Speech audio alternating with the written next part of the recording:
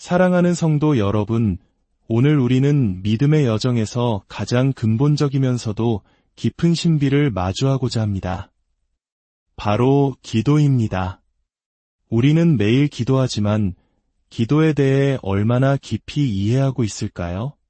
기도는 단순한 소원 성취의 도구가 아니라 전능하신 하나님과의 살아있는 교제이며 우리 영혼의 호흡입니다. 오늘 말씀을 나누기에 앞서 잠시 여러분의 손길을 부탁드립니다. 이 영상에 좋아요를 눌러주시고 채널을 구독해주시는 여러분의 작은 행동 하나하나가 생명의 말씀을 더 많은 영혼에게 전하는 귀한 씨앗이 됩니다. 이 복된 사역에 동참하시는 모든 분들의 삶과 가정 위에 하나님의 크신 은혜와 평강이 넘치시기를 간절히 기도합니다. 이제 거룩하신 아버지 하나님께 우리의 마음을 모아 기도드리겠습니다. 사랑과 은혜의 하나님 아버지, 이 시간 저희가 주님의 말씀을 사모하여 한자리에 모였습니다. 세상의 모든 소음으로부터 저희의 귀를 닫고 오직 주님의 세미한 음성에만 귀 기울이게 하옵소서. 성령님께서 친히 우리의 교사가 되어주셔서 기도의 신비와 능력을 깨닫게 하시고 우리의 삶이 기도로 변화되는 놀라운 역사를 경험하게 하여 주시옵소서. 감사드리며 우리를 구원하신 예수 그리스도의 이름으로 기도드립니다. 아멘. 오늘 우리는 에베소서 6장 18절의 말씀을 중심으로 기도의 세 가지 측면, 바로 기도의 신비, 필수성, 그리고 실제에 대해 함께 나누고자 합니다. 첫 번째, 기도의 신비에 대하여 이야기해 보겠습니다. 많은 성도님들이 마음속에 품고 있는 질문이 있습니다. 하나님께서 모든 것을 아시고 모든 것을 그분의 주권적인 계획 아래 두셨다면 왜 우리가 굳이 기도해야 하는가? 이것은 매우 정당하고 중요한 질문입니다. 이 질문에 대한 답의 실마리를 우리는 창세기 18장에서 찾아볼 수 있습니다. 하나님께서 죄악이 가득한 소돔과 고모라를 심판하기로 결정하셨습니다. 그때 아브라함이 하나님 앞에 나아섭니다. 그는 감히 창조주 하나님과 대화를 시작합니다. 주께서 의인을 악인과 함께 멸하시려나이까? 그 성중에 의인 50명이 있을지라도 주께서 그곳을 멸하시고 그 50의인을 위하여 용서하지 아니하시리이까? 아브라함의 이 담대한 기도는 계속됩니다. 그는 의인의 수를 50명에서 45명으로 40명, 30명, 20명, 그리고 마침내 단 10명까지 낮추며 끈질기게 간구합니다. 하나님께서는 아브라함의 간구를 들으시고 의인 10명만 있다면 그 성을 멸하지 않겠다고 약속하십니다. 여기서 우리가 주목해야 할 신비가 있습니다. 아브라함의 기도가 하나님의 계획을 바꾸었을까요? 그렇지 않습니다. 하나님께서는 이미 모든 것을 알고 계셨습니다. 하지만 하나님께서는 아브라함이 기도하도록 이끄셨고 그 기도를 통해 하나님의 공의뿐만 아니라 그분의 깊은 긍휼과 사랑을 아브라함 스스로 깨닫게 하셨습니다.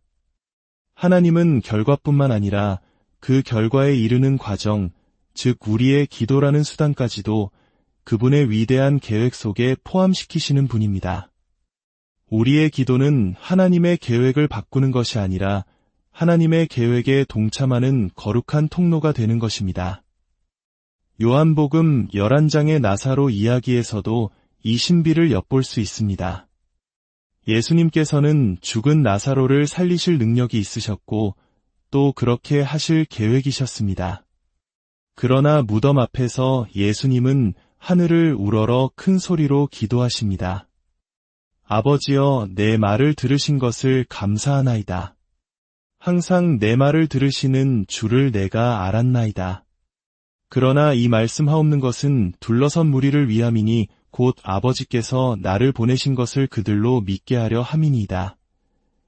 예수님의 기도는 나사로를 살리는 기적이 오직 하나님 아버지로부터 온 것임을 모든 사람에게 보여주기 위한 하나님께서 정하신 거룩한 수단이었습니다. 이처럼 기도는 하나님의 주권적인 계획과 우리의 간절한 참여가 만나는 신비로운 지점입니다.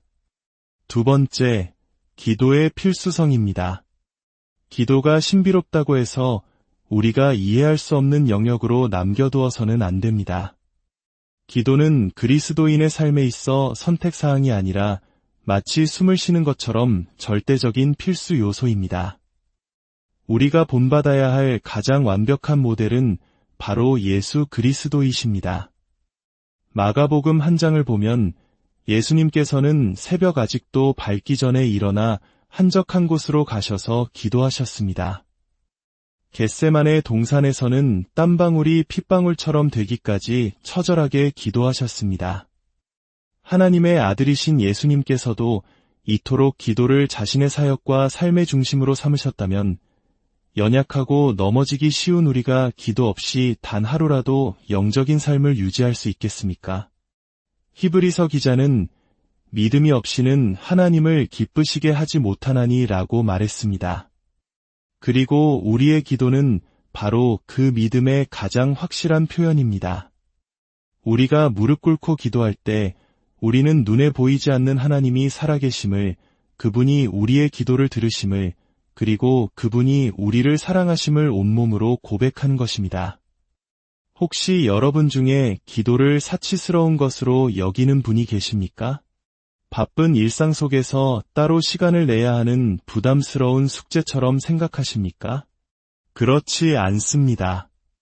기도는 왕 중의 왕이신 하나님께 언제든지 나아갈 수 있는 특권이며 이 험한 세상에서 영적인 전쟁을 치러나갈 힘을 공급받는 유일한 통로입니다. 기도는 영혼의 호흡입니다. 호흡이 멈추면 육신이 죽듯 기도가 멈추면 우리의 영혼은 질식하게 됩니다. 예수님께 기도가 필수였다면 우리에게는 더더욱 그러합니다. 세 번째, 기도의 실제, 즉 성령 안에서 기도하는 것입니다. 에베소서 6장 18절은 우리에게 모든 기도와 간구를 하되 항상 성령 안에서 기도하라고 권면합니다. 성령 안에서 기도한다는 것은 과연 무엇을 의미할까요? 이는 어떤 신비로운 황홀경이나 감정적인 격앙 상태를 의미하는 것이 아닙니다. 이것은 훨씬 더 근본적인 진리를 가리킵니다. 로마서 8장은 우리가 하나님의 자녀로 입양되었으며 우리 안에 계신 성령님으로 말미암아 하나님을 아빠, 아버지라고 부를 수 있게 되었다고 증언합니다. 이것이 바로 성령 안에서 기도하는 것의 핵심입니다. 우리는 더 이상 멀리 계신 두려운 신에게 나아가는 것이 아닙니다. 우리는 우리를 자녀 삼아주신 사랑의 아버지께 나아가는 것입니다. 수많은 아이들이 뛰어노는 잔치에서 오직 나의 자녀만이 나에게 스스럼 없이 다가와 아빠라고 부르며 품에 안길 수 있는 것처럼 하나님의 자녀된 우리만이 성령님을 통해 하나님 아버지와 친밀한 교제를 나눌 수 있는 특권을 누립니다. 그러므로 성령 안에서 기도한다는 것은 첫째로 우리가 하나님의 자녀라는 정체성을 가지고 기도하는 것입니다. 둘째로 우리 안에 계신 성령님의 도우심과 인도하심을 따라 기도하는 것입니다. 때로 우리는 무엇을 기도해야 할지 알지 못할 때가 있지만 성령님께서 말할 수 없는 탄식으로 우리를 위해 친히 간구하십니다. 셋째로 하나님의 말씀에 근거하여 기도하는 것입니다. 성령님은 진리의 영이심으로 우리를 하나님의 뜻과 말씀에 맞게 기도하도록 이끄십니다. 우리가 기도 끝에 예수님의 이름으로 기도합니다. 라고 고백하는 것도 같은 맥락입니다. 이는 단순히 기도를 마치는 주문이 아닙니다. 이것은 나의 공로나 자격이 아닌 오직 십자가에서 모든 것을 이루신 예수 그리스도의 공로에 의지하여 하나님 아버지 앞에 나아간다는 위대한 신앙 고백입니다. 사랑하는 성도 여러분, 기도는 우리가 풀어야 할 어려운 신학적 문제가 아니라 우리가 살아가야 할 삶 그 자체입니다. 기도는 하나님의 위대한 계획에 동참하는 신비로운 통로이며 기도는 우리 영혼이 살아 숨쉬기 위한 절대적인 필수 요소이고 기도는 성령님의 도우심으로 아버지께 나아가는 복된 활동입니다. 여러분의 기도 생활은 어떻습니까? 혹시 맥박이 뛰는 것으로 육체의 생명을 확인하듯 우리의 기도 생활이 우리 영혼의 살아있음을 증명하고 있습니까? 오늘 말씀을 통해 우리 모두가 기도의 자리로 더 깊이 나아가기를 소망합니다. 우리의 지식과 이해가 기도로 이어지지 않는다면 그 지식은 우리를 교만하게 할 뿐입니다. 이제 배운 것을 가지고 무릎 꿇는 자리로 나아갑시다. 하나님의 전신갑주를 기도로 입고 우리 자신과 가정, 교회, 그리고 이 나라와 민족을 위해 성령 안에서 간구하는 저와 여러분이 되기를 바랍니다.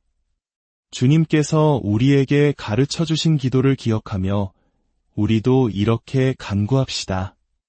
주여, 우리에게도 기도를 가르쳐 주옵소서. 사랑의 하나님 아버지, 기도의 중요성을 알면서도 얼마나 자주 게으르고 나태했는지 고백합니다. 우리에게 기도의 영을 부어주시옵소서. 아브라함처럼 담대하게, 예수님처럼 간절하게 기도하게 하옵소서. 성령 안에서 예수님의 이름으로 기도할 때 하늘문이 열리고 하나님의 능력이 우리의 삶에 임하는 것을 경험하게 하여 주시옵소서. 이 말씀을 듣는 모든 성도님들의 삶 위에 기도의 능력이 강물처럼 흐르게 하여 주옵소서. 예수 그리스도의 이름으로 기도드립니다. 아멘. 주님의 이름으로 여러분 모두를 축복합니다.